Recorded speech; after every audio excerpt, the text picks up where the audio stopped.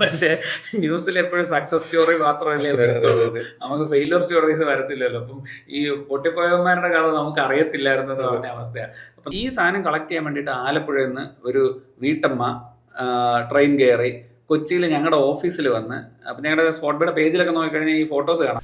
ഒരു സാലറിയും നല്ലൊരു കരിയറും ഒക്കെ ഉണ്ടായിരുന്നിട്ട് see more than a lakh in 2016 every month മേടിച്ചുകൊണ്ടിരിക്കുന്ന ഒരാൾ നാളെ മുതൽ സീറോ സാലറിയിലേക്ക് പോവുകയാണ്. അങ്ങനെ പുള്ളിക്കാരിയാണ് എനിക്ക് വേണ്ടി കമ്പനി സ്റ്റാർട്ട് ചെയ്തത്. Okay. പക്ഷേ ഷീ ഫൗണ്ടഡ് ദ കമ്പനി. എന്താണ് ഈ കോണ്ടസ്റ്റ് മാർക്കറ്റിംഗ്? കോൺടെസ്റ്റ് മാർക്കറ്റിംഗ് എന്ന് വെച്ച് കഴിഞ്ഞാൽ നമ്മളിപ്പം സൂപ്പർ മാർക്കറ്റ്സ് ആണെന്നുണ്ടെങ്കിൽ അവരുടെ സ്റ്റോക്ക് ഔട്ട് ആവാൻ പോകുന്നത്, എക്സ്പയറി ആവാൻ പോകുന്ന സാധനങ്ങളൊക്കെ പെട്ടെന്ന് ഓഫറിലൊക്കെ സെല്ല് ചെയ്യാനും ഒക്കെ പറ്റും. ഞാൻ പറയുന്നത് നെറ്റ്വർക്കിംഗ് എന്ന് പറയുന്നതാണ് നമ്മൾ ഒരു ബിസിനസ്സിനകത്ത് എല്ലാവരും അണ്ടർ എസ്റ്റിമേറ്റ് ചെയ്യുന്ന ഒരു സ്കില്ല്.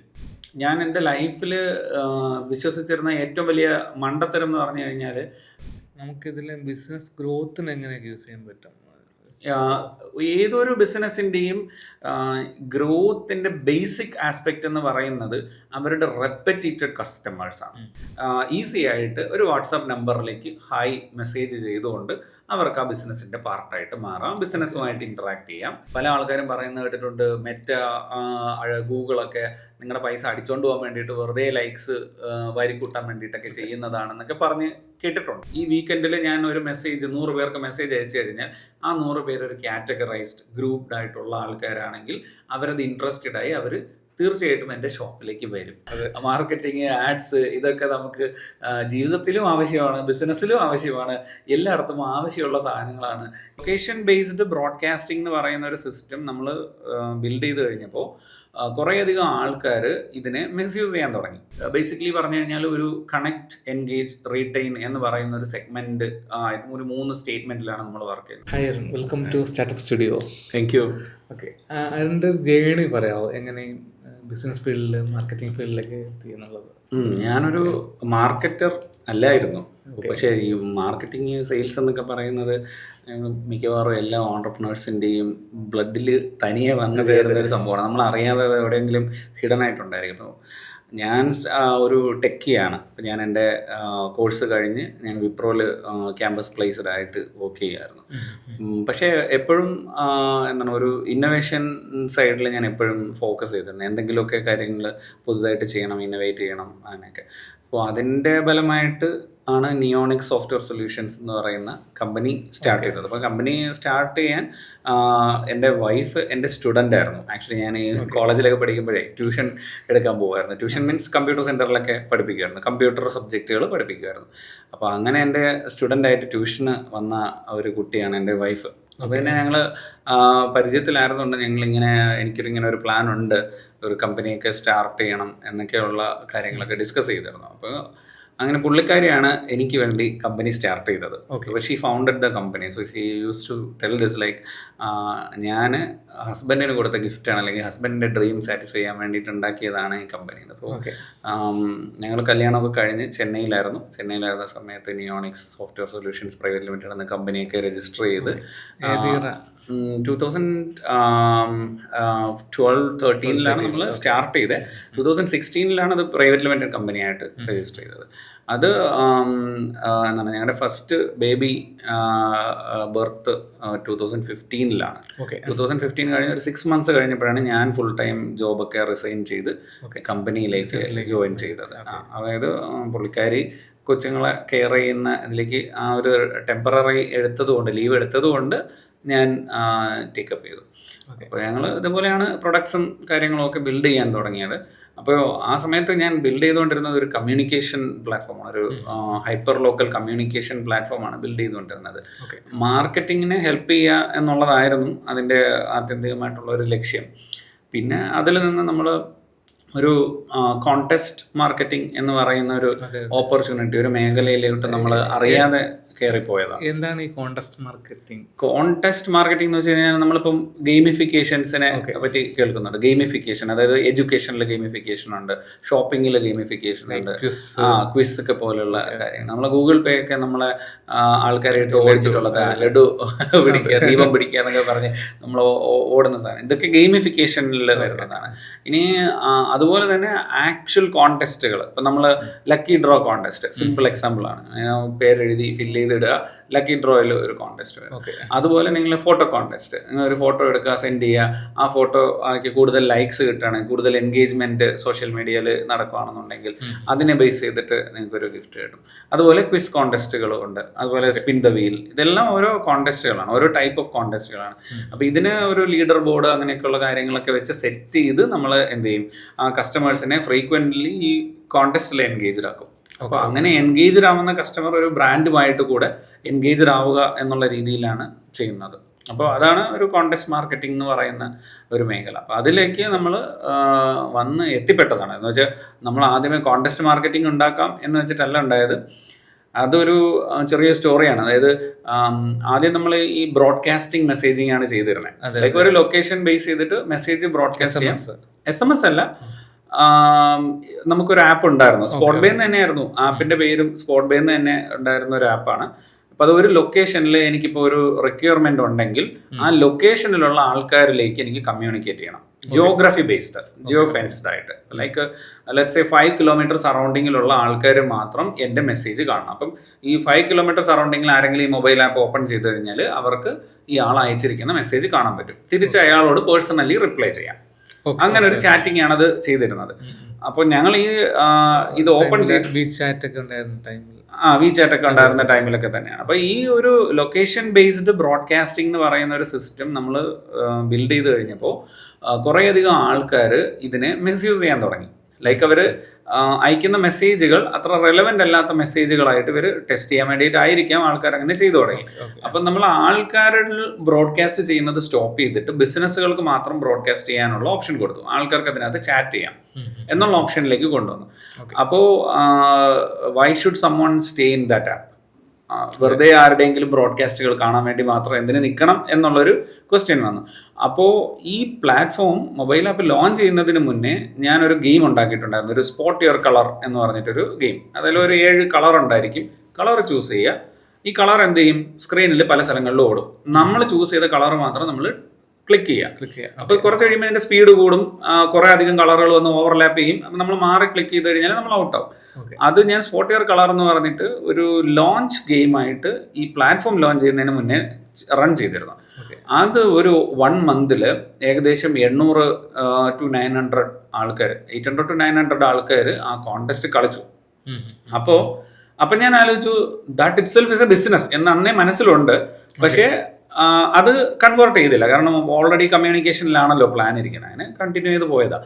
അപ്പം ഇത് വന്നു കഴിഞ്ഞപ്പോഴത്തേക്കും ഈ ആൾക്കാരെ ഇതിനകത്ത് നിർത്താൻ എന്തുകൊണ്ട് കോൺടെസ്റ്റ് കൊണ്ടുവന്നുകൂടാ എന്ന് ചിന്തിച്ചു. സോ ദാറ്റ് ഇസ് ഹൗ നമ്മൾ എവറി ഡേ മോർണിംഗ് ഒരു ക്വസ്റ്റ്യൻ ബ്രോഡ്കാസ്റ്റ് ചെയ്യും. അതായത് ഒരു 20 കിലോമീറ്റർ സറൗണ്ടിങ്ങിലേക്ക് ഒരു ക്വസ്റ്റ്യൻ ബ്രോഡ്കാസ്റ്റ് ചെയ്യും. ആപ്പ് ഉപയോഗിക്കുന്ന എല്ലാവർക്കും അത് കിട്ടും 20 കിലോമീറ്ററിനുള്ളിലാണെങ്കിൽ. അപ്പോൾ അവർ അതിനകത്ത് ആൻസർ ചെയ്യും, ഒരു സിംഗിൾ ക്വസ്റ്റ്യൻ ആൻസർ ചെയ്ത് കഴിഞ്ഞാൽ അവരെ വൈകുന്നേരം ആകുമ്പോൾ നമ്മൾ എന്ത് ചെയ്യും, അതിനകത്തുനിന്ന് റൈറ്റ് ആൻസർ പറഞ്ഞിട്ടുള്ള ആരെങ്കിലും ഒരാളിനെ വിന്നറായിട്ട് ചൂസ് ചെയ്യും. അപ്പോൾ ഇതാണ് നമ്മൾ സ്റ്റാർട്ട് ചെയ്ത ഒരു സംഭവം. അതിനകത്ത് ഇത് ആക്ച്വലി ക്ലിക്ക്ഡ് ആയി എന്ന് നമുക്ക് മനസ്സിലായെന്ന് വെച്ചാൽ എവറി ഡേ 150 ആൾക്കാർ ക്വസ്റ്റ്യന് വേണ്ടി വെയിറ്റ് ചെയ്യുന്നുണ്ട്. എവറി ഡേ 150 ആൾക്കാർ കളിക്കുന്നുണ്ട്. ഞാൻ 150 എന്ന് പറയുന്നത് ഒരു റൗണ്ടഡ് ഫിഗർ ആയിട്ട് പറഞ്ഞു എന്നേ ഉള്ളൂ. നിയർലി 150 ആൾക്കാർ കളിക്കുന്നുണ്ട്. എന്നിട്ട് നമ്മൾ ആ സമയത്ത് ഞങ്ങൾ കൊച്ചിയിലായിരുന്നു, കൊച്ചിയിൽ ഇൻഫോ പാർക്ക് TBCയിലായിരുന്നു ഞങ്ങളുടെ ഓഫീസ്. അവിടെ നിന്നാണ് ഞങ്ങൾ ഇതൊക്കെ സ്റ്റാർട്ട് ചെയ്തത്.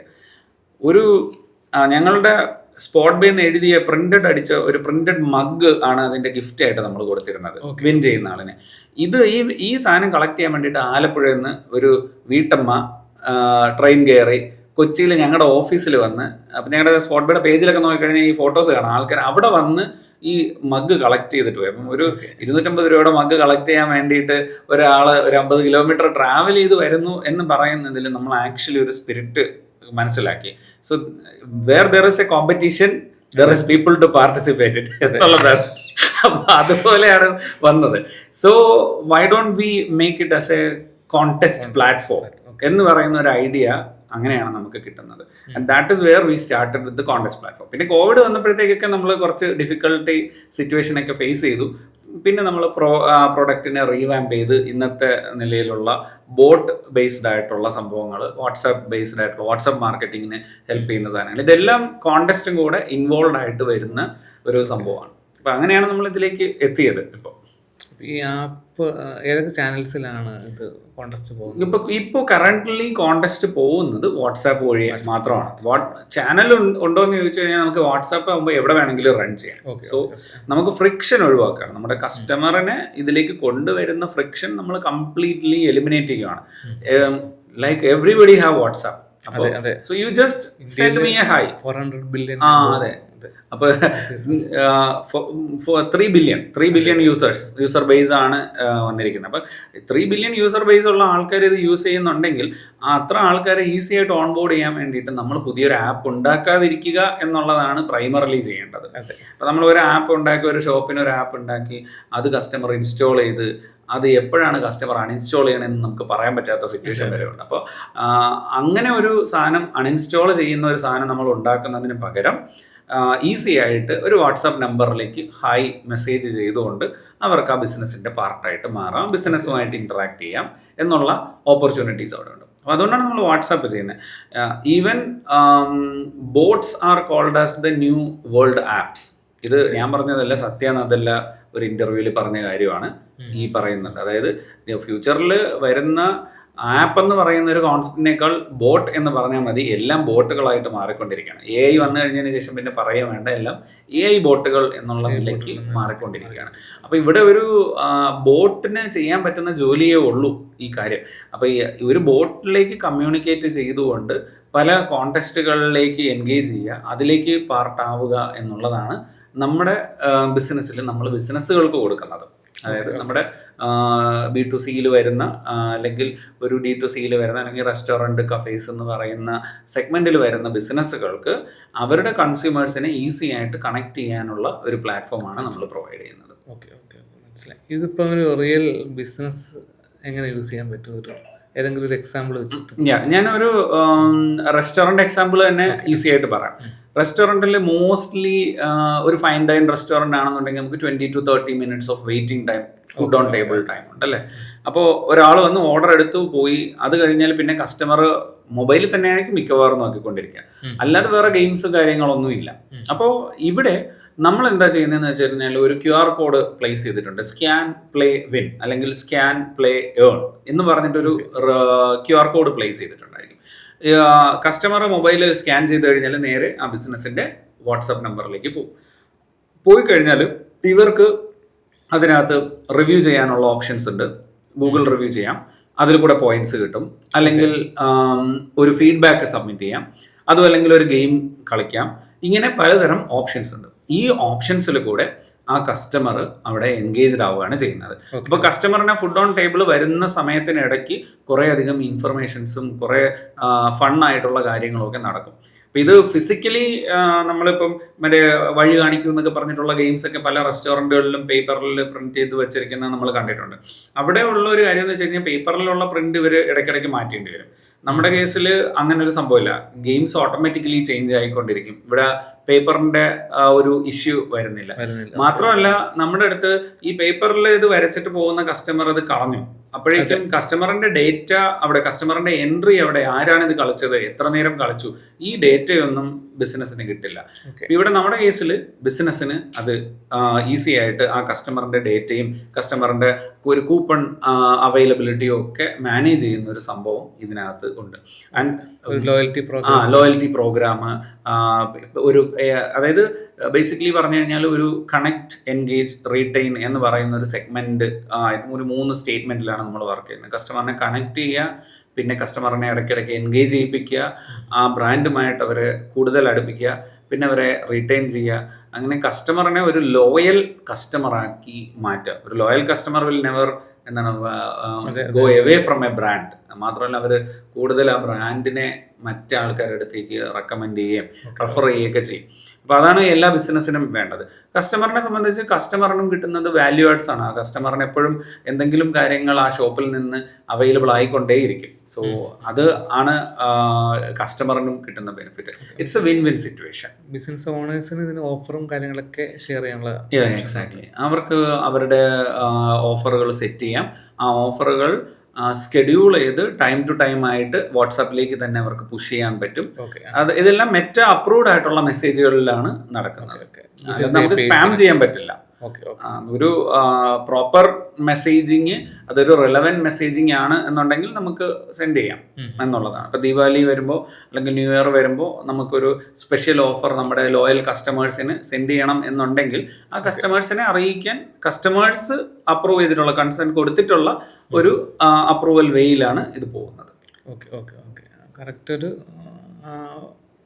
കൺസെൻറ്റ് ഓക്കെ കൊടുത്തിട്ടുള്ള ആൾക്കാർക്ക് മാത്രമേ അത് കിട്ടത്തുള്ളൂ. ഓക്കെ ഓക്കെ മനസ്സിലായി. ഇപ്പോൾ ഈ റെസ്റ്റോറൻറ്റ് അല്ലാതെ വേറെ ഏതൊക്കെ ഇൻഡസ്ട്രീസിൽ ഇത് യൂസ് ചെയ്യാം? Salons, textiles, e commerce, then some sort of this health clinic പോലുള്ള സംഭവങ്ങൾ, മോൾസ്, ഈവൻ എയർപോർട്ട്സ്, എയർലൈൻസ്, അവിടെയൊക്കെ യൂസ് ചെയ്യാം. Whoever having retention, customer retention ആവശ്യമുള്ള എല്ലാ ബിസിനസ്സിനും B2C സെഗ്മെന്റിലുള്ള കൺസ്യൂമേഴ്സിനെ സെർവ് ചെയ്യുന്ന കസ്റ്റമർ റീടെൻഷൻ ആവശ്യമുള്ള കസ്റ്റമേഴ്സിന് എല്ലാവർക്കും യൂസ് ചെയ്യാൻ പറ്റുന്ന ഒരു പ്ലാറ്റ്ഫോമാണ്. ഹവർ ഞങ്ങൾ കൂടുതൽ ഫോക്കസ് ചെയ്തിരിക്കുന്നത് റെസ്റ്റോറൻറ്റ് ആൻഡ് കഫേസ് അല്ലെങ്കിൽ ഫുഡ് ആൻഡ് ബിവറേജസ് എന്നുള്ള സെഗ്മെന്റിലാണ്. മറ്റു കസ്റ്റമേഴ്സും ഉണ്ട്, ഞങ്ങൾക്ക് ഹെൽത്ത് കെയറിലൊക്കെ കസ്റ്റമേഴ്സ് ഉണ്ട്. ബട്ട് ഞങ്ങൾ ഫോക്കസ് ചെയ്യുന്നത് ഫുഡ് ആൻഡ് ബിവറേജസിലാണ്. കൂടുതൽ ഇന്നോവേറ്റീവ് ആയിട്ടുള്ള കാര്യങ്ങൾ നമുക്ക് ചെയ്യാൻ പറ്റുന്നത് എന്ന് തോന്നുന്നത് കൊണ്ട് അതിൽ കൂടുതൽ പ്ലേ ചെയ്യുന്നേ ഉള്ളൂ. എല്ലാ സെഗ്മെന്റിലേക്ക് ഉപയോഗിക്കാം. നമുക്കിപ്പോൾ അതിനകത്ത് തന്നെ ഒരു ഫീച്ചർ ഉണ്ടായിരുന്നു, ഫോട്ടോ സെൻഡ് ചെയ്യുന്നത്. അതെ, ഫോട്ടോ സെൻഡ് ചെയ്യുന്നത്. അത് എങ്ങനെയൊക്കെ നമുക്ക് യൂസ് ചെയ്യാൻ പറ്റും? ഇപ്പോൾ നമ്മൾ പല സോഷ്യൽ മീഡിയ പേജുകളിലും കണ്ടുവരുന്ന ഒരു സംഭവമാണ് നമ്മുടെ ഫോട്ടോ കോൺടെസ്റ്റുകൾ. അതായത് നേരത്തെ നമ്മൾ പറഞ്ഞ പോലെ ഒരു ഫോട്ടോ എടുത്ത് കൊടുത്തിട്ട് അതിനെ ഒരു ഫ്രെയിമിലൊക്കെ ആക്കി അത് സോഷ്യൽ മീഡിയ പേജിലേക്ക് ഇൻസ്റ്റയിലോ FBയിലോ ഒക്കെ ഇടും. എന്നിട്ട് നമ്മൾ കസ്റ്റമേഴ്സിൻ്റെ അടുത്ത് പറയും, നിങ്ങൾ ഇതിനകത്ത് കൂടുതൽ എൻഗേജ്മെൻറ്റ് കൊണ്ടുവരിക. ഏറ്റവും കൂടുതൽ നല്ല എൻഗേജ്മെൻറ്റ് നടക്കുകയും നല്ല പിക്ചറും ആയിട്ടുള്ള ഒന്നിന് നമ്മൾ ഒരു സമ്മാനം കൊടുക്കുന്നതായിരിക്കും, ഒരു ഗിഫ്റ്റ് കൊടുക്കുന്നതായിരിക്കും എന്നുള്ളത്. അപ്പോൾ ഇതിൽ ഒത്തിരി മാനുവൽ പ്രോസസ്സ് ഇൻവോൾവ് ആണ്. ഒരു എഡിറ്റർ അവിടെ ഇരുന്ന് എഡിറ്റ് ചെയ്യണം, ഫ്രെയിംസ് ഉണ്ടാക്കണം, ഇതൊക്കെ അതിനകത്ത് മാനുവൽ ആയിട്ടുള്ള പ്രോസസ്സ് ഇൻവോൾവ് ആയിട്ടുള്ള ഒരു കാര്യമാണ്. പിന്നെ പബ്ലിഷ് ചെയ്യണം, പിന്നെ അത് ആൾക്കാർക്ക് കൊടുക്കുകയും വേണം. ഇവിടെ ആ ഫോട്ടോ കോൺടെസ്റ്റിൽ എന്ന് പറഞ്ഞു കഴിഞ്ഞാൽ കസ്റ്റമർ വാട്സാപ്പിലേക്ക് ഒരു ഫോട്ടോ സെൻഡ് ചെയ്യുന്നു, അത് ഓട്ടോമാറ്റിക്കലി നമ്മുടെ ഒരു AI സിസ്റ്റം അതിനൊരു ഫ്രെയിമിലേക്ക് കൺവേർട്ട് ചെയ്ത് ആ ഫോട്ടോ തിരിച്ച് കസ്റ്റമറിന് അപ്പോൾ തന്നെ കൊടുക്കും. എന്നിട്ട് നമ്മുടെ അടുത്തേക്ക് വരും അത് വെരിഫിക്കേഷന് വേണ്ടിയിട്ട്, നമ്മളെ സോഷ്യൽ മീഡിയയിലേക്ക് പബ്ലിഷ് ചെയ്യാൻ വേണ്ടിയിട്ട്. അപ്പോൾ നമ്മളത് വെരിഫൈ ചെയ്ത് നല്ല ഫോട്ടോ ആണ്, നമ്മുടെ പേജിലേക്കായിരിക്കും അത് പബ്ലിഷ് ആവുക, നമ്മുടെ ഇൻസ്റ്റ അക്കൗണ്ടിലേക്കായിരിക്കും പബ്ലിഷ് ആവുക. നമ്മളത് അപ്രൂവ് ചെയ്ത് കഴിഞ്ഞാൽ ഇത് ഓട്ടോമാറ്റിക്കലി ഇൻസ്റ്റയിൽ പോയി പബ്ലിഷ് ആവും. പബ്ലിഷ് ആയിട്ട് ആ ലിങ്ക് ആ കസ്റ്റമറിന് വീണ്ടും അയച്ചു കൊടുക്കും. നിങ്ങളുടെ പോസ്റ്റ് ഇവിടെ അപ്രൂവൽ ആയിട്ടുണ്ട് കോൺടെസ്റ്റിന് വേണ്ടിയിട്ട്, bring more engagements so you can win the game എന്നുള്ള രീതിയിൽ, വിൻ ദ കോൺടെസ്റ്റ് എന്നുള്ള രീതിയിൽ മെസ്സേജ്. അപ്പോൾ അയാൾക്ക് ആ ലിങ്ക് മറ്റ് ഫ്രണ്ട്സിനൊക്കെ അയച്ചു കൊടുത്തിട്ട് അതിനകത്ത് ലൈക്ക് ചെയ്യിപ്പിക്കാനോ കമൻറ്റ് ചെയ്യിപ്പിക്കാനോ ഒക്കെയുള്ള മാർഗങ്ങളുണ്ട്. അപ്പോൾ അതാണ് ആ ഒരു ഫോട്ടോ കോൺടെസ്റ്റിൻ്റെ സിറ്റുവേഷൻ വരുന്നത്. ഇനി ഒരു ഫോട്ടോ കോൺടെസ്റ്റും കൂടെ വരുന്നുണ്ട്. അത് സോഷ്യൽ മീഡിയ പേജിലേക്ക് പബ്ലിഷ് ചെയ്യല്ല, ഞാൻ ഈ അയച്ചിരുന്ന ഫ്രെയിം ഫോട്ടോ നിങ്ങളുടെ ഫ്രണ്ട്സിന് അയച്ചു കൊടുത്തിട്ട് തിരിച്ച് ഞങ്ങളുടെ ബിസിനസിന്റെ വാട്സ്ആപ്പ് നമ്പറിലേക്ക് റീസെൻഡ് ചെയ്ത് തരാൻ പറയും. അതായത് like 5 people are sending this photo to me means 5 votes. അപ്പോൾ അത് കുറച്ചും കൂടെ വോട്ടിംഗ് രീതിയിലാണ് വരുന്നത്. And that will help in the referral bonus കൊടുക്കുന്ന പോലെ ഇരിക്കും. So like from my business you participated a contest, then you are sharing and inviting your friends to send by this photo. അപ്പോൾ നിങ്ങളുടെ റെഫറലാണ് അവിടെ പോകുന്നത്. ആ റെഫറലിന് അവർക്ക് എല്ലാവർക്കും ഓരോ ഓഫേഴ്സ് കൊടുക്കും. എന്നിട്ട് അവർ ഈ ബിസിനസിന്റെ കൺസ്യൂമർ പാർട്ടിലേക്ക് വരും. അപ്പോൾ അങ്ങനെയും ഒരു കോൺടെസ്റ്റ് ഉണ്ട്. So purposes different. ആദ്യത്തേതിൽ നമ്മൾ സോഷ്യൽ മീഡിയ എൻഗേജ്മെന്റ് ഇൻക്രീസ് ചെയ്യാനാണ് ചെയ്യുന്നതെന്നുണ്ടെങ്കിൽ ഇവിടെ നമ്മൾ കസ്റ്റമർ റെഫറലിനാണ് വാല്യൂ കൊടുക്കുന്നത്. നമുക്കിതിൽ ബിസിനസ് ഗ്രോത്തിന് എങ്ങനെയൊക്കെ യൂസ് ചെയ്യാൻ പറ്റും? ഏതൊരു ബിസിനസ്സിൻ്റെയും ഗ്രോത്തിൻ്റെ ബേസിക് ആസ്പെക്റ്റ് എന്ന് പറയുന്നത് അവരുടെ റെപ്പറ്റീറ്റഡ് കസ്റ്റമേഴ്സാണ്. ഒരു കസ്റ്റമർ ഒരു തവണ വന്നിട്ട് പോകുന്നതല്ല ബിസിനസ്, അല്ലെങ്കിൽ ഒരു ന്യൂ കസ്റ്റമറിനെ കിട്ടുന്നതല്ല എന്നെ സംബന്ധിച്ച് ബിസിനസ്സായിട്ട് ഞാൻ കൺസിഡർ ചെയ്യുന്നത്. എനിക്ക് സ്ഥിരമായിട്ട് വരുന്ന കസ്റ്റമേഴ്സ് ഉണ്ടെങ്കിൽ ദാറ്റ് ഇസ് ബെറ്റർ. അപ്പോൾ നമ്മുടെ സ്പോട്ട് ബേ എന്ന് പറയുന്ന പ്ലാറ്റ്ഫോമിനകത്ത് നമ്മൾ മെജോറിറ്റി വർക്കും ചെയ്യുന്നത്, അല്ലെങ്കിൽ ആ പ്രോസസ്സ് എല്ലാം ചെയ്യുന്നത് റീടെൻഷന് വേണ്ടിയിട്ടാണ്. ഒരു വൺ ടൈം കസ്റ്റമറിനെ ഒരു പെർമനന്റ് കസ്റ്റമറാക്കി മാറ്റാൻ പറ്റുമെങ്കിൽ അതാണ് നമുക്ക് ആവശ്യമുള്ളത്.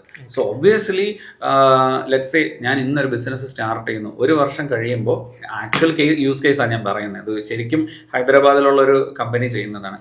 15,000 കസ്റ്റമേഴ്സ് ഡേറ്റാബേസ്, 15,000 കസ്റ്റമേഴ്സ് ഉണ്ടെന്നുണ്ടെങ്കിൽ every day somebody's birthday will be there, right? 365 ദിവസമല്ലേ ആകെ ഉള്ളൂ. ആ ഇവരുടെ ഷോപ്പില് ഈ 15,000 ഡേറ്റ നോക്കിയിട്ട് ആരുടെയൊക്കെ ബർത്ത്ഡേ എന്ന് വരുന്നു എന്നുള്ളതിനനുസരിച്ചാണ് അവിടെ ബർത്ത്ഡേ കേക്ക് പ്രിപ്പയർ ചെയ്യുന്നത്. ഓർഡർ റെഡിയാണ്. സോ ഒരു വർഷം നിങ്ങൾക്ക് ഒരു 15,000 കസ്റ്റമേഴ്സിന്റെ ഡേറ്റ കളക്ട് ചെയ്യാൻ പറ്റുമെങ്കിൽ ഓവർ എ പീരീഡ് നിങ്ങൾക്ക് റെഡി കസ്റ്റമർ അവിടെ ഉണ്ട്. പിന്നെ നിങ്ങളുടെ ബിസിനസിനെ പറ്റി, ഗ്രോത്തിനെ പറ്റി നമ്മൾ ആലോചിക്കേണ്ട കാര്യമല്ല, അത് സ്കൈ റോക്കറ്റിംഗ് ആണ്. എനിക്കറിയാം ഈ വീക്കെൻഡിൽ ഞാൻ ഒരു മെസ്സേജ് 100 പേർക്ക് മെസ്സേജ് അയച്ചു കഴിഞ്ഞാൽ ആ 100 പേര് ഒരു കാറ്റഗറൈസ്ഡ് ഗ്രൂപ്പ്ഡ് ആയിട്ടുള്ള ആൾക്കാരാണെങ്കിൽ അവരത് ഇൻട്രസ്റ്റഡ് ആയി അവർ തീർച്ചയായിട്ടും എൻ്റെ ഷോപ്പിലേക്ക് വരും എന്നുള്ളതാണ് നമ്മളവിടെ ഗ്രൂപ്പ് ചെയ്ത് കൊടുക്കുന്നത്. അത് കൃത്യമായിട്ട് അവരുടെ ബില്ലിംഗ് ഡേറ്റ എല്ലാം വെച്ചിട്ടാണ് ഗ്രൂപ്പ് ചെയ്ത് അവരുടെ പർച്ചേസിങ് ഡീറ്റെയിൽസ്, അവർക്ക് ഇഷ്ടപ്പെട്ട പ്രോഡക്ട്സ്, ഇതിനൊക്കെ ബേസ് ചെയ്ത് നമ്മൾ ഗ്രൂപ്പ് ചെയ്ത് അനലിറ്റിക്സ് പ്രൊവൈഡ് ചെയ്യും. നമുക്ക് ഇപ്പോൾ ഇത്ര രൂപയുടെ പർച്ചേസ് ചെയ്ത ആൾക്കാർക്ക് അങ്ങനെ ഒരു ഉണ്ടാക്കാം. അതായത് ലെറ്റ്സ് സേ ഒരു കസ്റ്റമർ, ഒരു സെറ്റ് ഓഫ് കസ്റ്റമേഴ്സ് എൻ്റെ ഷോപ്പിൽ നിന്ന് പർച്ചേസ് ചെയ്യുന്നത് 1000 രൂപയ്ക്കാണ്. അവർ വന്നാലേ 1000 രൂപയ്ക്ക് പർച്ചേസ് ചെയ്യും. വേറൊരു സെറ്റ് ഓഫ് കസ്റ്റമേഴ്സ് 500 റുപ്പീസിനെ പർച്ചേസ് ചെയ്യുന്നത്, വേറൊരു സെറ്റ് ഓഫ് കസ്റ്റമേഴ്സ് 100 റുപ്പീസിനെ പർച്ചേസ് ചെയ്യുന്നത്. അപ്പോൾ എനിക്ക് പലതരത്തിൽ പ്ലേ ചെയ്യാം. എൻ്റെ 100 റുപ്പീസ് കസ്റ്റമറിനെ വേണമെങ്കിൽ 200, 300 പർച്ചേസ് ചെയ്യിപ്പിക്കാൻ വേണ്ടിയിട്ടുള്ള സ്ട്രാറ്റജീസ് എനിക്ക് അപ്ലൈ ചെയ്യാം.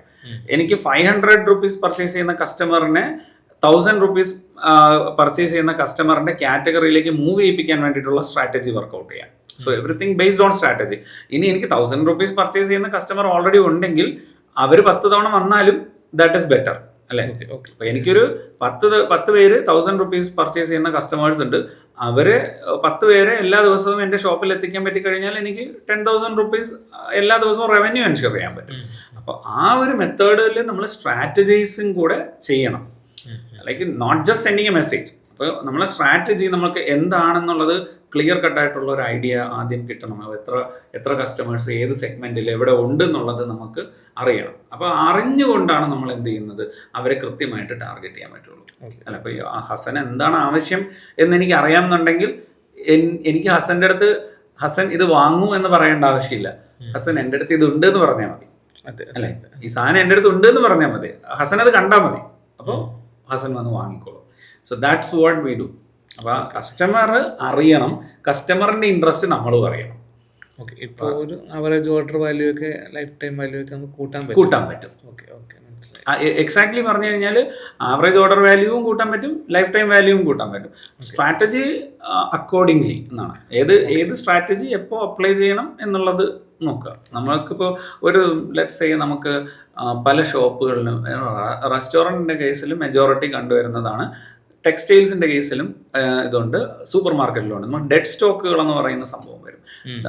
ഇതിൽ റെസ്റ്റോറൻറ്റിൻ്റെ കേസിൽ അവർ ഓൾറെഡി പ്രിപ്പയർ ചെയ്ത് വെച്ച സാധനമാണെന്നുണ്ടെങ്കിൽ പിന്നെ ഒന്നും ചെയ്യാൻ പറ്റത്തില്ല, അവർക്ക് എടുത്ത് കളയാനേ പറ്റത്തുള്ളൂ.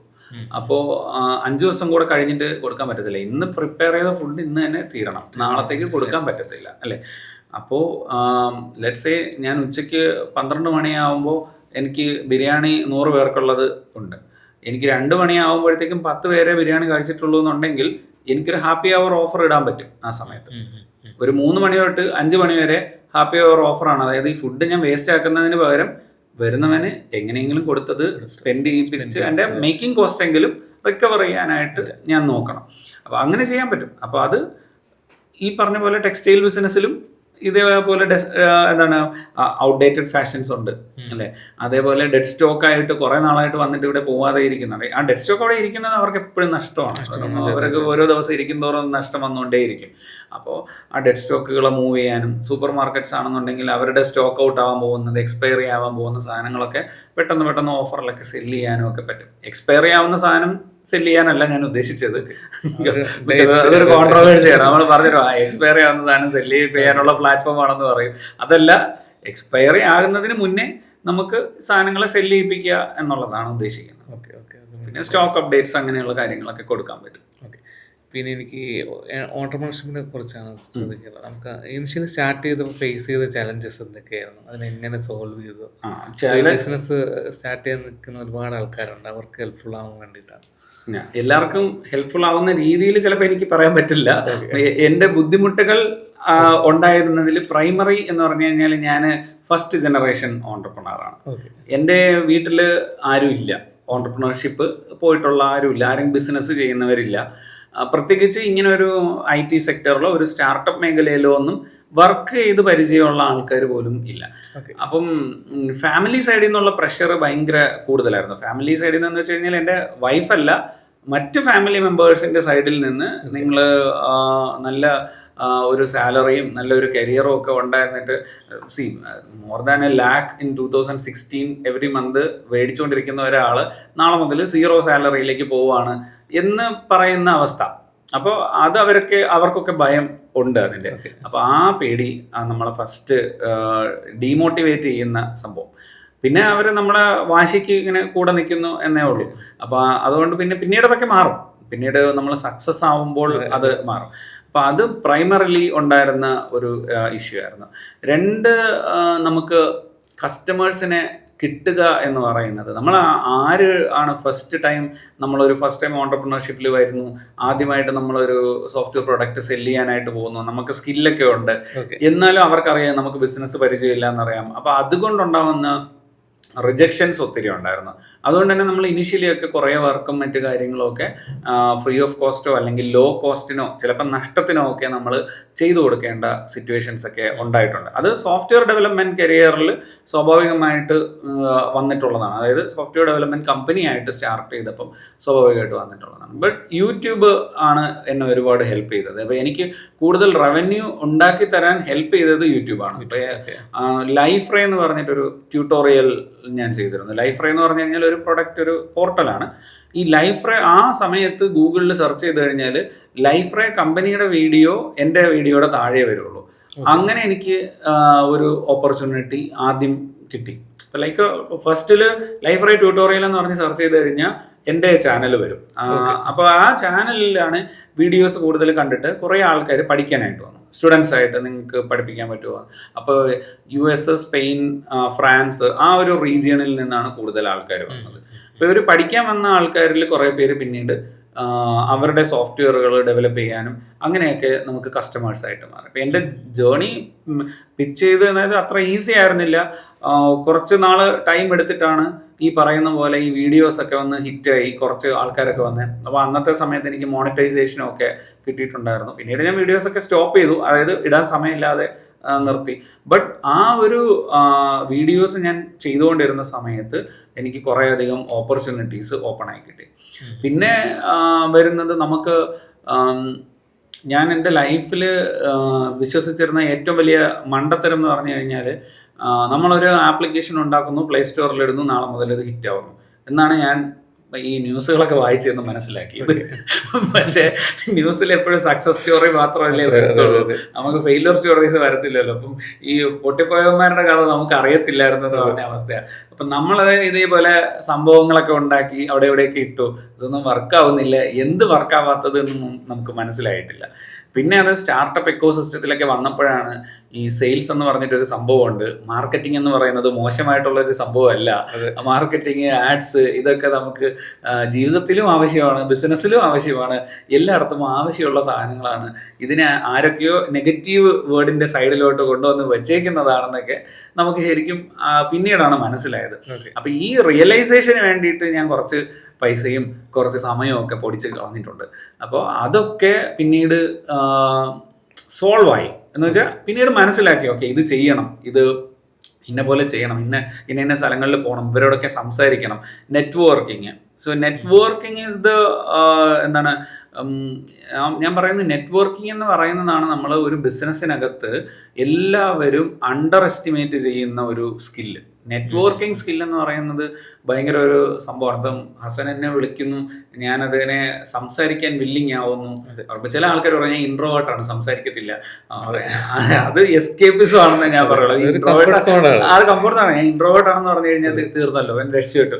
അപ്പം അതല്ല സംഭവം. നമ്മൾ ഇൻട്രോവേർട്ട് ആയിരുന്നാലും ബിസിനസ് ചെയ്യുകയാണെന്നുണ്ടെങ്കിൽ സംസാരിച്ചേ പറ്റുള്ളൂ, എക്സ്ട്രോവേർട്ട് ആവണമെന്നില്ല. അപ്പോൾ ഹസൻ വിളിച്ചു, ശരി നമുക്ക് സംസാരിക്കാം എന്ന് പറയാനുള്ള മാനസികാവസ്ഥ, ഞാൻ അതിന് വില്ലിങ് ആവുക, അല്ലെങ്കിൽ എനിക്ക് പരിചയമുള്ള ഒരാളിന് ഹസനും യൂസ്ഫുൾ ആവുന്നതാണെന്നുണ്ടെങ്കിൽ നിങ്ങളെ തമ്മിൽ കണക്ട് ചെയ്യുക, ഇതൊക്കെ നെറ്റ്വർക്കിങ്ങിൻ്റെ ഭാഗമാണ്. ഇപ്പം എന്നെ പലരും ഓർക്കുന്നത് ഞാൻ പല ബിസിനസ്സുകാരെയും പരസ്പരം കണക്ട് ചെയ്ത് അവരുടെ ബിസിനസ് ഫ്ലറിഷ് ആയതുകൊണ്ടാണ് അവരെന്നെ ഓർക്കുന്നത്. അപ്പോൾ അവരെന്നെ റെഫർ ചെയ്യും, പല സ്ഥലങ്ങളിലും റെഫർ ചെയ്യും. അപ്പോൾ ആ റെഫറൻസ് ഇപ്പം എന്നെ ഒരാൾ വിളിച്ചിട്ട് ഇത് പറയണം, അരുൺ എന്ന് പറഞ്ഞിട്ട് ഒരാളുണ്ട്, അത്യാവശ്യം സോഫ്റ്റ്വെയർ ഒക്കെ ചെയ്യുന്ന ഒരാളാണ്, വിശ്വസിക്കാൻ പറ്റും എന്ന് പറഞ്ഞാൽ അതിൽ പരം വലിയൊരു റെഫറൻസ് വേറെ ഇല്ല.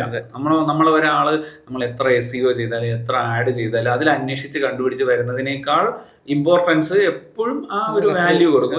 ഒരു പണത്തൂക്കം മുന്നിൽ എന്ന് പറയുന്ന പോലെ ആ വാല്യൂ കൊടുക്കും. ആ വാല്യൂ നമുക്ക് ചുമ്മാ കിട്ടില്ല, ഈസി അല്ല അത് നെറ്റ്വർക്കിങ്ങിന്. ഞാൻ ആദ്യം ഈ നെറ്റ്വർക്കിംഗ് മീറ്റിങ്ങുകൾക്ക് പോകത്തേ ഇല്ല. ഞാൻ അന്നും ആ കാര്യത്തിനെ വിചാരിച്ചു, ഈ സെയിൽസ് ആൻഡ് മാർക്കറ്റിങ്ങിനെ പോലെയും ഞാനൊരു മണ്ടൻ വിചാരിച്ചിട്ടുണ്ടായിരുന്നു. അതെന്താണെന്ന് വെച്ച് കഴിഞ്ഞാൽ നെറ്റ്വർക്ക് എന്ന് പറയുന്നത് തനിയെ ഉണ്ടാവേണ്ടതാണ്, ഉണ്ടാക്കേണ്ടതല്ല എന്ന് വിചാരിച്ചിരുന്നു. പക്ഷെ അത് എങ്ങനെ തനിയെ ഉണ്ടാകും എന്നുള്ളത് എനിക്ക് അറിയാൻ പാടില്ലായിരുന്നു. അതിന് ഈ ഇവന്റുകൾക്കൊക്കെ പോകണം അല്ലേ. ചില സമയത്ത് ചില ഇവന്റുകളിലൊക്കെ പോകുമ്പം ഞാൻ ഭയങ്കര അറിവുള്ളവനാണ്, അതുകൊണ്ട് ഞാൻ ഇവന്റുകൾക്കൊന്നും പോവില്ല, ഇതിൽ പഠിപ്പിക്കുന്ന കാര്യങ്ങളൊന്നും എനിക്ക് വലിയ കാര്യമില്ല എന്ന് തോന്നിയിട്ട് ബേസിക്കലി ആ ഇവന്റുകൾക്ക് പോകുന്നത് അതിൽ പഠിപ്പിക്കുന്ന കാര്യങ്ങൾ പഠിക്കാനല്ല, അവിടെയുള്ള കുറേ ആൾക്കാരെ കൂടെ നമ്മുടെ കണക്ഷനിലേക്ക് കൊണ്ടുവരാനാണ്, നമ്മളെ സിനർജി കണ്ടുപിടിക്കാനാണ്. ഇപ്പം എൻ്റെ പാർട്ട്ണർ ഇതുപോലെ ഗുരു എന്ന് പറഞ്ഞാണ്, അദ്ദേഹം ഞങ്ങൾ മെറ്റ ആഡ്സ് റൺ ചെയ്യാതിരുന്നതാണ് ഏറ്റവും വലിയ തെറ്റെന്ന് തോന്നുന്നു. അതായത് മെറ്റയിൽ ആഡ്സ് ഉണ്ടായിരുന്നു, നമ്മൾ മെറ്റയിൽ ആഡ്സ് റൺ ചെയ്യുന്ന ഓർഗാനിക് ലീഡ്സ് കിട്ടും എന്ന് വിചാരിച്ചിട്ട് നമ്മൾ കണ്ടന്റുകൾ പോസ്റ്റ് ചെയ്തുകൊണ്ടിരിക്കുന്നതാണ് ഏറ്റവും വലിയ ഇത്. ഇപ്പം നമ്മൾ ആഡ്സ് ഹോമിയയിൽ നമ്മൾ ചെയ്യുമ്പോഴായിരുന്നാലും നമ്മൾ അഡ്വർടൈസ് ചെയ്യണം, അഡ്വർടൈസ് ചെയ്ത് തന്നെ നമുക്ക് ലീഡ്സ് കിട്ടും. ആ അഡ്വർടൈസ് ചെയ്ത് കിട്ടുന്ന ലീഡ്സിനെ നമ്മൾ ഹോൾഡ് ചെയ്താൽ മതി, നമ്മുടെ ആൾക്കാരെ നല്ല കസ്റ്റമേഴ്സായിട്ട് മെയിൻറ്റെയിൻ ചെയ്താൽ മതി അല്ലേ. അപ്പോൾ ഈ അഡ്വർടൈസ്മെൻറ്റ്സ് ഒക്കെ ചെയ്യുന്നതിൽ ഹെസിറ്റേറ്റ് ചെയ്യുന്ന ഒരുപാട് ബിസിനസ്സുകാരുണ്ട്. ആ അഡ്വർടൈസ്മെൻറ്റ് ചെയ്യുന്നതിൽ അവർ ഹെസിറ്റേറ്റ് ചെയ്യുന്നത് ശരിക്കും അവരുടെ പേടി അവർക്ക് റിസൾട്ട് ഉണ്ടാവുമോ ഇല്ലയോ എന്ന് അറിയാത്തത് കൊണ്ടാണ്. ലീഡ്സ് ജനറേറ്റ് ചെയ്യുന്നത് എനിക്കും പേടിയുണ്ടായിരുന്നു. കാരണം നമ്മൾ അഡ്വർടൈസ്മെൻറ്റിന് വേണ്ടിയിട്ട് പൈസ കൊടുക്കുന്നു. പല ആൾക്കാരും പറയുന്നത് കേട്ടിട്ടുണ്ട്, മെറ്റ ഗൂഗിളൊക്കെ നിങ്ങളുടെ പൈസ അടിച്ചുകൊണ്ട് പോകാൻ വേണ്ടിയിട്ട് വെറുതെ ലൈക്സ് വാരിക്കൂട്ടാൻ വേണ്ടിയിട്ടൊക്കെ ചെയ്യുന്നതാണെന്നൊക്കെ പറഞ്ഞ് കേട്ടിട്ടുണ്ട്. ആ പേടിയൊക്കെ ഞങ്ങൾക്കുണ്ട്. അത് ഫെയിലായ ആൾക്കാരുടെ പേടിയാണ്. മിക്കവാറും അവർ യൂട്ടിലൈസ് ചെയ്തിട്ടുള്ളത് റോങ് ആയിട്ടുള്ള ഏജൻസി അല്ലെങ്കിൽ റോങ് ആയിട്ടുള്ള ആൾക്കാരുടെ അടുത്തായിരിക്കും കൊടുത്തിട്ടുള്ളത്. കറക്റ്റ് ടാർഗറ്റ് ചെയ്യാനോ ഫൈൻ ട്യൂൺ ചെയ്യാനോ അറിയത്തില്ല. അപ്പോൾ അത് ഞങ്ങൾ തന്നെ പഠിച്ച് ഞങ്ങളുടെ ടീമിനെ കൊണ്ട് അവിടെ ഇരുത്തി അവർ ചെയ്യാൻ തുടങ്ങി, അവർ റിസൾട്ട് കണ്ടു തുടങ്ങിയപ്പോഴത്തേക്കും നമുക്ക് ബോധ്യം ഇതൊന്നും ഫേക്ക് അല്ല, ഇതിനൊക്കെ ഒരു സ്ട്രാറ്റജി ഉണ്ട്, അങ്ങനെ ചെയ്തു കഴിഞ്ഞാൽ അത് വർക്കൗട്ട് ആവുമെന്ന് മനസ്സിലായി. അപ്പോൾ ഇത്തരം കുറേ കാര്യങ്ങൾ നമ്മൾ ഇത്രയും ഓപ്പർച്യൂണിറ്റീസ് ഈ വേൾഡിൽ ഉണ്ട് എന്നുള്ളത് പലതും നമ്മൾ പലപ്പോഴും ഒരു ഫസ്റ്റ് ടൈം ഓൺട്രപ്രണർ അല്ലെങ്കിൽ ഒരു ഫസ്റ്റ് ജനറേഷൻ ഓൺട്രപ്രണർ എന്നുള്ള രീതിയിൽ എനിക്ക് മനസ്സിലാവാതിരുന്ന കാര്യങ്ങളുണ്ട്. അതൊക്കെ എന്നെ ഫ്യൂച്ചറിൽ പല സിറ്റുവേഷൻസിൽ കൂടെ കടന്നുപോയാണ് ഞാൻ പഠിച്ചത്. ഇപ്പം ഞാനിപ്പോൾ സെഷനൊക്കെ എടുക്കാൻ പോകുമ്പം കോളേജുകളിലും സ്കൂളുകളിലും ഓൺട്രപ്രണർഷിപ്പ് ക്ലബ്ബുകളിലും ഒക്കെ സെഷനൊക്കെ എടുക്കാൻ പോകുന്ന സമയത്ത് ഞാൻ ഇതൊക്കെ അവർക്ക് പറഞ്ഞു കൊടുക്കാറുണ്ട്. പറഞ്ഞു കൊടുക്കാൻ ഉദ്ദേശിക്കുന്നതാണ്, ഓൺട്രപ്രണർഷിപ്പിലെ എല്ലാം ഒന്നും എനിക്ക് പഠിപ്പിക്കാൻ പറ്റത്തില്ല, പക്ഷെ ഞാൻ പെട്ടുപോയ കാര്യങ്ങൾ എന്തൊക്കെയാണെന്ന് എനിക്ക് പറഞ്ഞുതരാം. അത് നമ്മൾ പറഞ്ഞു കൊടുക്കാൻ മാത്രം നമ്മളെ കൊണ്ട് പറ്റത്തുള്ളൂ. അപ്പം ഞാൻ ഫേസ് ചെയ്ത കാര്യങ്ങൾ ഇതാണ്, ഈ ചലഞ്ചസ് ഒഴിവാക്കിയത് ഇങ്ങനെയാണ്. പിന്നെ മറ്റൊരു പേടി നമ്മുടെ അതായത് എനിക്ക് തന്നെ ഉണ്ടായിരുന്നു, ഞാൻ ഒരുപാട് ആൾക്കാരിൽ ഇപ്പോഴും കാണുന്നുണ്ട്, ഈ സ്റ്റാർട്ടപ്പുകളൊക്കെ വർക്കാവാതെ വരുന്നതിൻ്റെ ഒരു പ്രധാനപ്പെട്ട കാര്യം അവർക്ക് അവരുടെ ഐഡിയ പുറത്തു പറയാൻ ധൈര്യമില്ല. എൻ്റെ ഐഡിയ കോപ്പി അടിക്കുമോ എന്നുള്ളതാണ്. എൻ്റെ ഐഡിയയെ കോപ്പി അടിക്കാൻ പറ്റുള്ളൂ, എന്നെ കോപ്പി അടിക്കാൻ പറ്റത്തില്ല. എൻ്റെ ഐഡിയയുടെ ഫസ്റ്റ് സെക്ഷൻ നിങ്ങൾ കോപ്പി അടിച്ചു, രണ്ടാമത്തെ ചാപ്റ്റർ നിങ്ങൾക്ക് അറിയില്ല അല്ലേ. അപ്പോൾ ഐഡിയ എന്ന് പറയുന്നത് എക്സിക്യൂഷൻ, ഇംപ്ലിമെന്റേഷൻ, എക്സിക്യൂഷൻ, അത് എങ്ങനെ സസ്റ്റെയിൻ ചെയ്യുന്നു എന്നുള്ളതാണ് ബിസിനസ് എന്ന് പറയുന്നത്. അതാണ് ഓൺട്രപ്രണർഷിപ്പ്. അപ്പോൾ അതിലേക്ക് ഈ ഐഡിയ വെച്ചിട്ട് എൻ്റെ ഐഡിയ പറഞ്ഞാൽ കോപ്പി അടിക്കും. അതായത് ഞാനിപ്പോൾ എലോൺ മസ്കിനേക്കാളും ബിൽഗേറ്റ്സിനേക്കാളും ഒക്കെ ഭയങ്കര ഐഡിയയുമായിട്ടാണ് ഇവിടെ ഇരിക്കുന്നത്. അവരൊക്കെ ഞാൻ വന്നു കഴിഞ്ഞാൽ പൂട്ടിക്കെട്ടും, പക്ഷെ ഞാൻ വരില്ല. ബിക്കോസ് എൻ്റെ ഐഡിയ പുറത്ത് പറയാൻ എനിക്ക് ധൈര്യമില്ല. അത് എലോൺ മസ്ക് ചിലപ്പോൾ നാളെ കോപ്പി അടിക്കുമെന്ന് പറയുന്ന അവസ്ഥയിലാണ് നമുക്ക് ആൾക്കാരുള്ളത്. അപ്പോൾ അതും നമ്മൾ ഒത്തിരി സ്റ്റാർട്ടപ്പിൽ വരുന്ന ആൾക്കാരുടെ അടുത്ത് പറയണം, നിങ്ങളുടെ ഐഡിയ കോപ്പി അടിച്ചല്ല, നിങ്ങളും കോപ്പി അടിക്കണം എന്ന് തന്നെ പറയുള്ളൂ. ഇപ്പം ഞാൻ റീസെൻ്റ്ലി ഏതോ ഒരു ഫേമസ് ആയിട്ടുള്ള ഒരാൾ പറയുന്നുണ്ട്, the best strategy in marketing is copying A working idea. എന്നുള്ളത്. അത് എവിടെയോ ആരോ വർക്ക് ചെയ്ത് സക്സസ്ഫുൾ ആക്കിയ ഒരു ഐഡിയ ഉണ്ടെങ്കിൽ അത് കോപ്പി ചെയ്ത് റൺ ചെയ്യുന്നതാണ് ഏറ്റവും ബെസ്റ്റ് ഇൻ ദ മാർക്കറ്റിംഗ്. അല്ലാതെ നമ്മൾ പുതിയ ഐഡിയ ഉണ്ടാക്കി എൻ്റെ സ്വന്തം ഇന്നോവേഷനിൽ ഞാൻ ഉണ്ടാക്കുന്ന സാധനം ആദ്യം വേൾഡിൽ ഫസ്റ്റ് ഞാൻ ഉണ്ടാക്കിയിട്ടുണ്ട്. World first location based contest platform ഒക്കെ ഞാൻ ഉണ്ടാക്കിയിട്ട് ഫെയിൽ ആയിട്ടുണ്ട് ആദ്യം. അപ്പം അതേ പറഞ്ഞു, വേൾഡ്സ് ഫസ്റ്റ് എന്ന് പറയുന്നതിൽ പ്രത്യേകിച്ച് കാര്യമൊന്നുമില്ല, വേൾഡ്സ് ബെസ്റ്റ് എന്ന് പറയാൻ പറ്റണം. അപ്പം ഞാൻ only one എന്ന് പറയുന്നതല്ല, ഉള്ളതിൽ ഏറ്റവും ബെസ്റ്റ് അതിലേക്ക് നമ്മൾ ഫോക്കസ് ചെയ്തുകൊണ്ട് നമ്മുടെ എക്സിക്യൂഷനെ മാറ്റിക്കഴിഞ്ഞാൽ ഏത് ഓണ്ടർപ്രണർഷിപ്പും നമുക്ക് അത്യാവശ്യം സക്സസ്ഫുൾ ആക്കി എടുക്കാൻ പറ്റും, നല്ലതാണെങ്കിൽ. അപ്പോൾ കോപ്പി ചെയ്യുന്നതിലൊന്നും ഒരു മടിയും വിചാരിക്കേണ്ട ആവശ്യമില്ല. കോപ്പി ചെയ്യാം, നല്ല ഐഡിയാസിനെ കോപ്പി ചെയ്യാം, നമ്മുടേതായ രീതിയിൽ ചെയ്യാം. എത്ര സിനിമകളാണ് കോപ്പി അടിച്ചിറങ്ങുന്നതല്ലേ? അങ്ങനെ നമ്മൾ ഇൻസ്പയർഡ് ഫ്രം, നമുക്കൊരു ഇൻസ്പിറേഷൻ, അതൊരു ഓപ്പൺ വേൾഡാണ്. ഇപ്പം നമ്മളിപ്പം ഇപ്പോൾ എന്താ ഓപ്പൺ സോഴ്സ്, നമ്മുടെ ഡീപ് സീക്കൊക്കെ വന്ന പോലെ കംപ്ലീറ്റ്ലി ഓപ്പൺ സോഴ്സ് ആയിട്ട് നമുക്ക് സാധനങ്ങൾ കിട്ടുന്നു, സൗകര്യങ്ങൾ കിട്ടുന്നു, അത് യൂട്ടിലൈസ് ചെയ്യാൻ പറ്റുന്നു. ഇതൊക്കെ വലിയ കാര്യമാണ്. ഓപ്പൺ സോഴ്സ് ആക്കിയിട്ട് അങ്ങനെ ഒരാളിടുമ്പോൾ അവരുടെ, അല്ലെങ്കിൽ അങ്ങനെ ഒരു കമ്പനി ഇടുമ്പോൾ അവരുടെ ഈ കോപ്പിയിങ് ധൈര്യത്തിന് എന്ത് സംഭവിച്ചു? എല്ലാവർക്കും അത് ആക്സസിബിൾ ആണ്, എല്ലാവർക്കും യൂസ് ചെയ്യാൻ പറ്റും. പക്ഷെ ആരാണോ അത് ബെസ്റ്റായിട്ട് യൂസ് ചെയ്യുന്നത്, അപ്പോഴാണ് വേൾഡ് ഫ്ലറിഷ് ആവുന്നത്, അപ്പോഴാണ് അത് വേൾഡിന് യൂസ്ഫുൾ ആവുന്നത്. അപ്പോൾ യൂസ്ഫുൾ ആയിട്ടുള്ള കാര്യങ്ങൾ ഉണ്ടാകുമ്പോൾ അവിടെ തീർച്ചയായിട്ടും ബിസിനസ് ഉണ്ടാവും. അപ്പോൾ അതിന് വേണ്ടിയിട്ട് ഓണ്ടർപ്രണേഴ്സ് ഫോക്കസ് ചെയ്യാം. പിന്നെ ഇപ്പോൾ ഈ സ്കെയിലിംഗ് സ്റ്റേജിൽ വന്ന ചലഞ്ചസ് എന്തൊക്കെയായിരുന്നു? മീൻസ് ഇത് നമ്മളിപ്പോഴും ഒരു സ്കെയിലിംഗ് സ്റ്റേജിലാണ്. സ്കെയിൽ ചെയ്യാനുള്ള ഒരു ഫൗണ്ടറിൻ്റെ പ്രൈമറി പ്രോബ്ലം എനിക്കുണ്ടായിരുന്നത് ഞാൻ പറയും ഫിയർ ഓഫ് ഗ്രോത്ത് എന്ന് പറയും. അതൊന്ന് സെർച്ച് ചെയ്ത് നോക്കിയാൽ ഫിയർ ഓഫ് ഗ്രോത്തിനെ പറ്റി മനസ്സിലാവും. അതായത് നമ്മളിപ്പോൾ നമ്മൾ യങ് ആയിരിക്കുമ്പം, ചെറിയ കുട്ടിയായിരിക്കുമ്പോൾ നമ്മൾ എന്ത് വികൃതിത്തരവും കാണിക്കും അല്ലേ? വളർന്ന് വരുമ്പോഴാണ് നമുക്ക് ഈ നാണം, മറ്റുള്ളവരെ പറ്റിയുള്ള കൺസേൺസ് ഒക്കെ നമുക്ക് തുടങ്ങുന്നത്. അത് തന്നെ ഓൾമോസ്റ്റ് ലൈക്ക് ഒരു ഓണ്ടർപ്രണർഷിപ്പിൽ ഒരു ഓണ്ടർപ്രണറിനുണ്ടാവും. തുടക്കത്തിൽ നമ്മൾ ഭയങ്കര എന്തോസിയാസ്റ്റിക് ആണ്, സൂപ്പറായിട്ട്, കാരണം നമ്മൾ ആർക്കും അറിഞ്ഞുകൂടാ, അപ്പോൾ നമുക്ക് എന്തും കാണിക്കാം എന്നുള്ളൊരു ലെവലാണ്. അപ്പം നമ്മൾ സം സോർട്ട് ഓഫ് സക്സസ് നമ്മുടെ ഓണ്ടർപ്രണർഷിപ്പിൽ കണ്ടു തുടങ്ങും. അപ്പോൾ അത് കഴിഞ്ഞിട്ടാണ് നമ്മൾ സ്കെയിലിംഗ് സ്റ്റേജിലേക്ക് വരുന്നത്. അപ്പോഴേക്കും നമുക്കറിയാം, കുറേ അധികം ആൾക്കാർക്ക് നമ്മളെ അറിയാമെന്ന്. ഇനി നമ്മൾ ഫെയിൽ ആയാൽ ഒരു നാണക്കേടാണ്. അപ്പോൾ അവിടെയാണ് ഫിയർ ഓഫ് ഗ്രോത്ത് എന്നെ അഫക്റ്റ് ചെയ്യുന്നത്. അപ്പോൾ എനിക്ക് ഫിയർ ഓഫ് ഗ്രോത്ത് ഉണ്ടാകുമ്പം എനിക്ക് മനസ്സിലായി എൻ്റെ പ്രശ്നം ഇതാണ്. ഞാൻ ഇനി ഗ്രോ ആവുന്നതിനെ പറ്റിയാണ് എൻ്റെ കൺസേൺ. ഞാൻ ഗ്രോ ആയാൽ മറ്റു ചില ആൾക്കാർ എന്നെ കാണും, അല്ലെങ്കിൽ എൻ്റെ ഫെയിലുവർ എന്തെങ്കിലും ഉണ്ടായാൽ മറ്റു ചില ആൾക്കാർ എന്നെ കളിയാക്കും. ഇതൊക്കെ എൻ്റെ മനസ്സിലും തോന്നുന്നതാണ്. അല്ലെങ്കിൽ ഞാൻ പരാജയപ്പെടാൻ കാണാൻ വേണ്ടി കാത്തിരിക്കുന്ന ആൾക്കാരും ചിലപ്പോൾ ഈ ലോകത്ത് ഉണ്ടാകാം എന്നുള്ള ഒരു തോട്ട് പ്രോസസ്സും ഉണ്ട്. അപ്പോൾ ഇതിനൊക്കെ എനിക്ക് മെൻറ്റേഴ്സ് ഉണ്ട്. അപ്പോൾ എനിക്ക് എൻ്റെ മെൻറ്റേഴ്സ് വളരെ സീനിയർ ആയിട്ടുള്ള ഇൻഡസ്ട്രിയിൽ തന്നെ വളരെ വലിയ കമ്പനികളെയൊക്കെ മാനേജ് ചെയ്യുന്ന ആൾക്കാർ എൻ്റെ മെൻറ്റേഴ്സ് ആയിട്ടുണ്ട്. അപ്പോൾ എനിക്ക് ഓരോ കാര്യത്തിനും ആ മെൻറ്റേഴ്സിൻ്റെ അടുത്ത് ഞാൻ പോവുകയും അവരുടെ അടുത്ത് ഞാൻ ഫിയർ കാണിക്കാറില്ല. ഞാൻ ഓപ്പണായി നേക്കഡായിട്ട് പറയുക എന്ന് പറഞ്ഞ അവസ്ഥയിലേക്ക് ഞാൻ പോകും. അവരുടെ അടുത്ത് പോയിട്ട് എനിക്ക് ഇത്തരം ഫിയറുകളുണ്ട്, എൻ്റെ ടീമിനെ പറ്റി എനിക്ക് ഇന്ന പേടിയുണ്ട്, എൻ്റെ പാർട്ട്ണറിനെ പറ്റി ഇങ്ങനെ പേടിയുണ്ട്, എൻ്റെ കൂട്ടുകാരെ പറ്റി എനിക്ക് ഇങ്ങനെ പേടിയുണ്ട്, ഫാമിലിയെ പറ്റി ഇങ്ങനെ പേടിയുണ്ട്, എൻ്റെ ബിസിനസ്സിന് കസ്റ്റമേഴ്സിനെ പറ്റി ഇങ്ങനെ പേടിയുണ്ട്. ഇതൊക്കെ ഞാൻ പറയും. പറഞ്ഞു കഴിയുന്ന ഇടം മുതൽ അവർ പറയും, ഇനി നീ തന്നെ പറഞ്ഞോ, നിന്റെ പ്രശ്നങ്ങളുടെ സൊല്യൂഷൻ നീ തന്നെ പറഞ്ഞോ എന്ന് പറയും. അപ്പം ഞാൻ ഓപ്ഷൻസ് പറയും, ഇങ്ങനെയൊക്കെ ചിന്തിക്കും, ഇതിൽ എൻ്റെ കൺസേൺസാണ് പറയുക. So then they will help. നമ്മുടെ എക്സ്പീരിയൻസ് അനുസരിച്ച് ഇന്ന ഉള്ള സിറ്റുവേഷൻസിനെ ഇങ്ങനെയാണ് ഹാൻഡിൽ ചെയ്തിട്ടുള്ളത്. ഇതിൽ നിന്ന് നമുക്ക് ഇൻസ്പയർ ആവാം. നേരത്തെ പറഞ്ഞ പോലെ അത് ആ ഐഡിയ ഒന്നുകിൽ അതുപോലെ കോപ്പി ചെയ്യുക, അല്ലെങ്കിൽ അതിനൊരു ബെറ്റർ സ്ട്രക്ചറിലേക്ക് വരാം. ഇനിഷ്യലി നമ്മൾ ബിസിനസ് തുടങ്ങുന്ന സമയത്ത് നമുക്ക് സ്റ്റാർട്ടപ്പാണ്, നമുക്ക് വലിയ സ്ട്രക്ചർ ഒന്നും ഉണ്ടാവത്തില്ല. നമുക്ക് അക്കൗണ്ടിങ് ഉണ്ടാവത്തില്ല, ഫിനാൻസ് മാനേജ്മെന്റ് ഉണ്ടാവത്തില്ല, എല്ലാം നമ്മൾ തന്നെയാണ്. നമ്മൾ റിക്രൂട്ട്മെന്റ് നമ്മളാണ്, അഡ്വർടൈസ് ചെയ്യുന്ന നമ്മളാണ്, സോഷ്യൽ മീഡിയ മാനേജർ നമ്മളാണ്. അപ്പോൾ നമുക്ക് ചിലപ്പോഴൊക്കെ തോന്നും ലോകത്തെല്ലാം തികഞ്ഞവൻ, എല്ലാം അറിയുന്നുള്ള ഒരാളാണ് നമ്മളത് തോന്നും. പക്ഷെ അത് ഡെലിഗേറ്റ് ചെയ്യേണ്ട ടൈമുണ്ട്. ആ ടൈം നമുക്ക് ചിലപ്പം കിട്ടില്ല. നമ്മൾ ഒരു MVP സ്റ്റേജ്, ഒരു പ്രോഡക്റ്റാണ് ചെയ്യുന്നതെന്നുണ്ടെങ്കിൽ ഒരു MVP സ്റ്റേജ് വരെ മാത്രമേ നമ്മൾ ഉണ്ടാവാൻ പാടുള്ളൂ. അത് കഴിഞ്ഞാൽ ആ MVP സ്റ്റേജ് കഴിഞ്ഞാൽ അക്കൗണ്ടിങ് ചെയ്യാൻ ആൾ വേണം, HR ആണെങ്കിൽ HR വേണം, അവിടെ ഒരു ടീം ഉണ്ടായിരിക്കണം. ആ ടീമായിരിക്കണം അത് ചെയ്യേണ്ടത്. അല്ലാതെ എല്ലാം ഞാൻ തന്നെ സൂപ്പർ സ്കിൽഡായി ഞാൻ തന്നെ ഡെവലപ്പ് ചെയ്യുമെന്ന് പറഞ്ഞു കഴിഞ്ഞാൽ പിന്നെ ഫണ്ട് റൈസിങ്ങിന് ആര് പോകും? അതെ. പിച്ച് ചെയ്യാൻ ആര് പോകും, പ്രൊമോഷൻസിന് ആര് പോകും അല്ലേ? അപ്പം ഇത് രണ്ടും കൂടെ നടക്കില്ല. ഞാനൊരു കോഡിങ് ചെയ്യുന്ന ആളായതുകൊണ്ട് ഒരിടത്തിരുന്ന് കോഡ് ചെയ്തുകൊണ്ടിരിക്കുക, അപ്പുറത്ത് പോയി പ്രസന്റ് ചെയ്യാന്ന് പറയുന്നത് പോസിബിൾ ആണ്, നടക്കാല്ല. എപ്പോഴും ഫ്രീ ആയിരിക്കുക. എക്സാക്ട്ലി. അപ്പൊ ആ ഫ്രീ സെറ്റപ്പിലേക്ക് എത്തുക എന്ന് പറയുന്നത് ഇനിഷ്യലി പാടായിരുന്നു. കാര്യം എനിക്കും ഈ എന്താണ് ഒരു ഡെലിമ ഉണ്ട് നമുക്ക്, ഞാൻ ചെയ്യാതെ ഇത് ശരിയാവത്തില്ല. അത് മിക്കപ്പോഴും ചെയ്യുന്നത് ഇപ്പം രണ്ടുപേരെടുത്ത് ഒരു ടാസ്ക് അസൈൻ ചെയ്തു, ഇവർ രണ്ടുപേരും 2 തവണ അത് ചെയ്തു, ഫെയിലായി.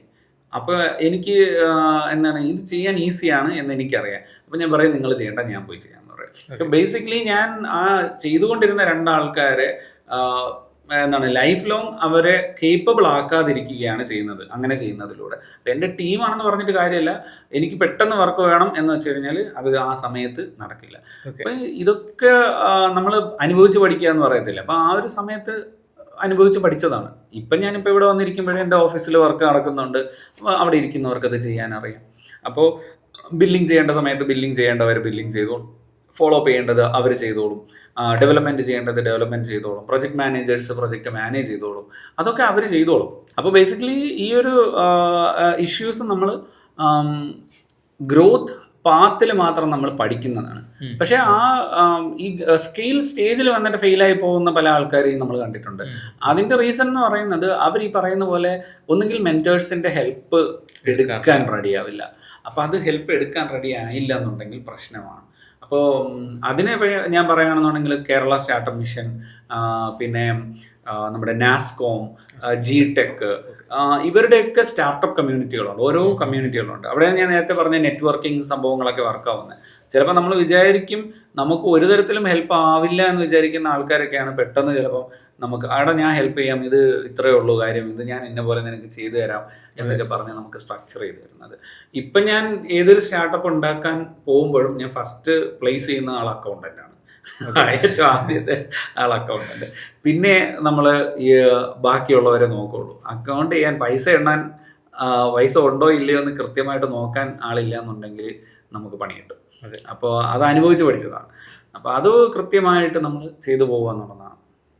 ഇത്രയൊക്കെയാണ് എനിക്ക് പറയാനുള്ള എക്സ്പീരിയൻസ്. Thank you. എന്തായാലും ഞാൻ പുള്ളിയുടെ ലിങ്ക്ഡിൻ പ്രൊഫൈലും യൂട്യൂബ് ചാനലൊക്കെ ഞാൻ ഡിസ്ക്രിപ്ഷനിൽ ആഡ് ചെയ്തേക്കാം. ബോട്ട്ബേയുടെ എന്തെങ്കിലും എൻക്വയറി ഉണ്ടെന്നുണ്ടെങ്കിൽ ഞാൻ നമ്പർ ഇവിടെ ഡിസ്ക്രിപ്ഷനിൽ ആഡ് ചെയ്തേക്കാം, നിങ്ങൾക്ക് ഡയറക്റ്റ്ലി പുള്ളി കണക്ട് ചെയ്യാവുന്നതാണ്. ആഡ്സോമിയയുടെ സ്റ്റാർട്ടപ്പ് സ്റ്റുഡിയോ പ്രോഗ്രാമിലേക്ക് എന്നെ ഇൻവൈറ്റ് ചെയ്ത ഹസനും ആഡ്സോമിയ ടീമിനും എൻ്റെ ഹൃദയം നിറഞ്ഞ നന്ദി രേഖപ്പെടുത്തിക്കൊള്ളുന്നു.